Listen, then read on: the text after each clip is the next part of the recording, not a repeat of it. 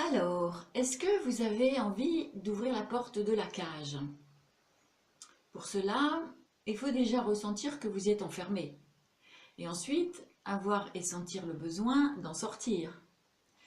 Pour alors commencer seulement à chercher s'il y a une porte, et ensuite seulement pouvoir chercher le moyen de l'ouvrir.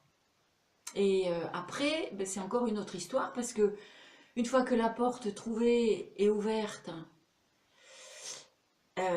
encore faut-il savoir que vous pouvez voler et que vous pourriez sortir de cette cage sans tomber. Bonjour, je suis Michel Andrève, thérapeute spécialisée dans la rencontre avec soi, et je voudrais dans cette vidéo vous parler d'oser. Avez-vous déjà vu un oiseau quand vous ouvrez la porte de sa cage pour la première fois? Il met un temps improbable à s'aventurer au bord avant de s'envoler. Parfois même, il revient tournoyer autour de la porte et puis d'un coup, il s'en va pour de bon. C'est un peu comme ça pour l'humain. Sauf que l'homme fonctionne avec son mental et qu'il met beaucoup plus de temps à comprendre ce qui se passe. Nous pouvons vivre des années en cage, enfermés dans des programmes dont nous n'avons même pas conscience. Et puis un jour, la porte s'entrouvre, mais nous n'y croyons pas. L'oiseau, lui, il sait qu'il s'est volé. Nous ne savons pas que nous pouvons nous libérer de nos entraves. Nous sommes persuadés que nous devons souffrir et que le bonheur, la liberté et l'abondance ne sont pas faits pour nous, parce que nous avons été conditionnés pour croire les choses ainsi. Alors vous faites peut-être partie de ces personnes qui vivent dans un équilibre précaire entre des activités et des comportements qui ne conviennent plus vraiment, des envies de changer sans savoir par où commencer, et qui se sentent mal à l'aise dans une vie qui ne répond plus aux promesses dont vous avez déjà tout oublié. Peut-être êtes-vous en train de pester parce que votre vie de couple n'est plus très brillante, ou parce que vous sentez que vous vous éloignez de votre conjoint, ou lui ou elle de vous, sans comprendre ce qui a pu changer entre vous.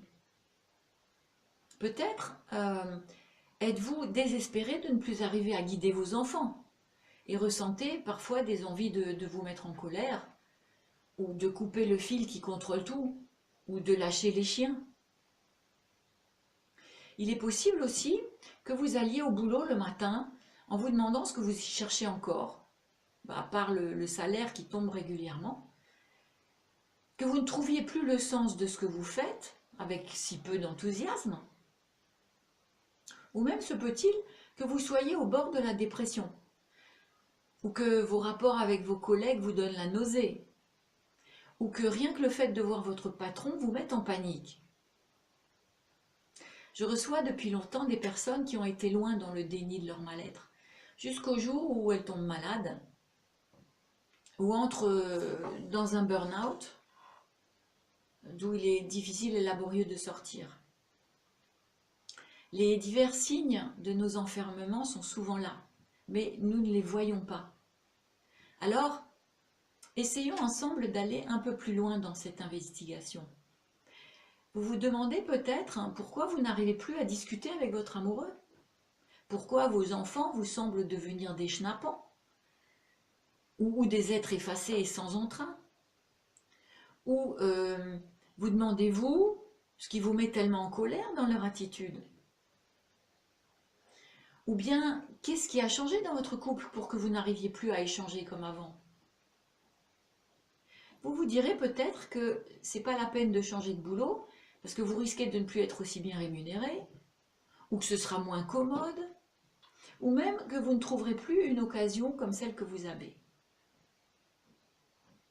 Si vous restez dans votre inconfort familial, c'est probablement que vous redoutez ou avez une peur d'une nouvelle situation.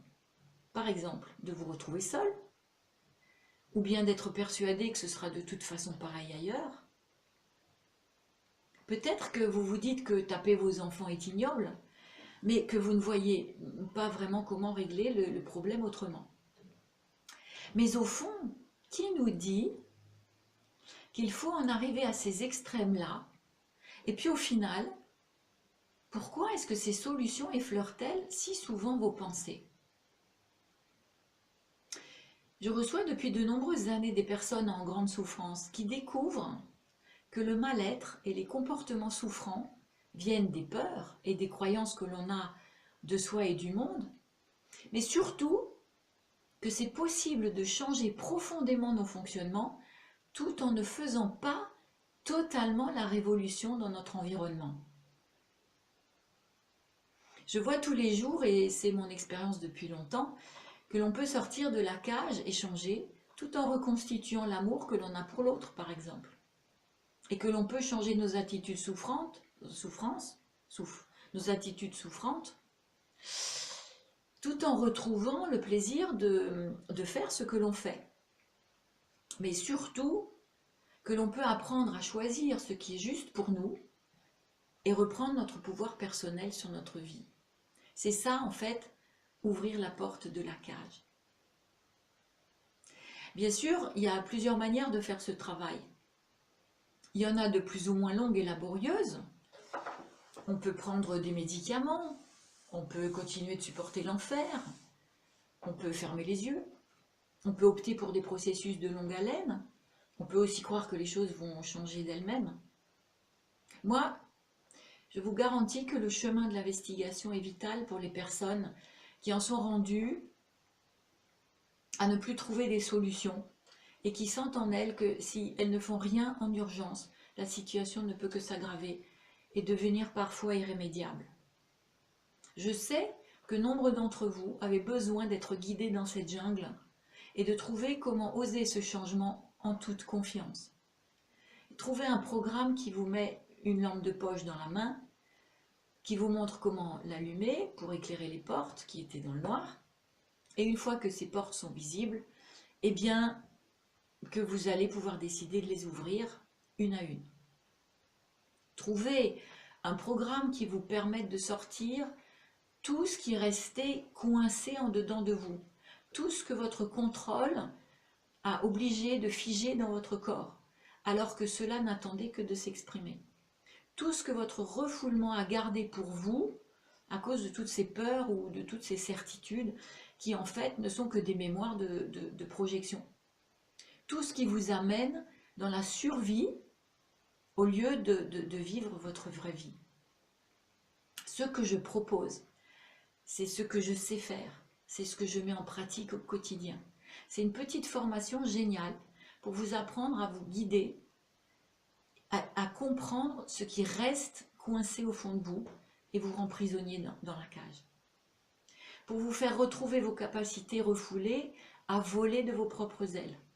Alors, si cette aventure vous tente, je vous invite à cliquer sur le lien qui est juste en dessous, normalement en dessous de cette vidéo, et vous trouverez toutes les informations pour vous rassurer sur le contenu, le prix, le quand, le où.